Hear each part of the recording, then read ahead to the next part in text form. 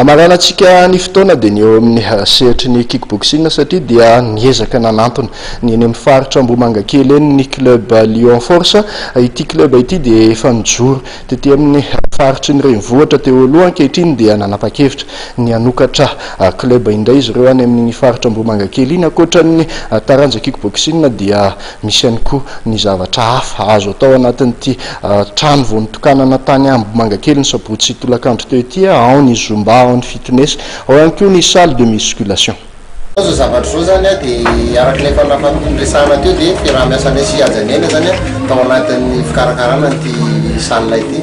Inona moa ny antony ohatrana manokana zany dia te hanaparitaka ny taranja kickboxing hoe raha azotsika atao dia miparitaka erako Madagasikara.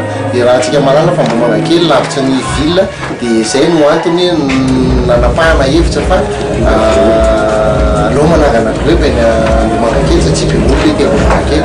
Izay ny antony le izy moa na resaka fitness na ina zany lavitra ny ville ety dia izay natonga ny miraharaha miketrika ity zavatra ity zany natonga mitazona zany arak'ilay fandraisana teo fa fitezana le izy fitezana mety ahitana vokatra ihany koa satria ny ahitana vokatra samy misy foana ny compétition na ny resaka fitness na ho any resaka hiady kickboxing.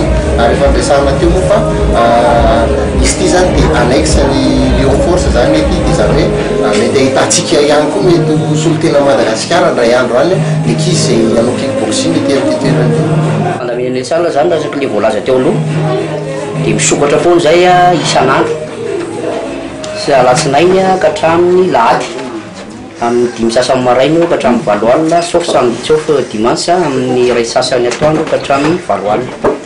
Dia momba fandaminana azy zany dia zavatra be da be ny raha zao kickboxing, fitness, zumba, danse.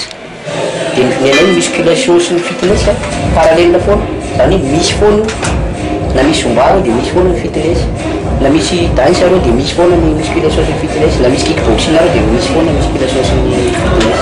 Zay zany fandaminana ny samy. Efa mipetraka aty dia efa fanakaiky aty moa izy dia lasa fanakaiky lasa vonivony koa ny taranja kickboxing.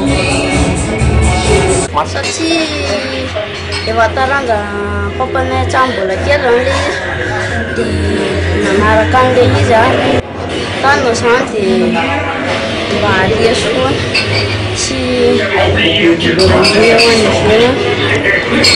dia iny vaovao mahakasika ny taranja kickboxing iny ihany koa no amaranantsika ny fandarana mahery amin'ity arivariva ity. Isaorana ianao nanaraka izany hatramin'ny farany, manome fotoanantsika merina ny tahaka izao indray.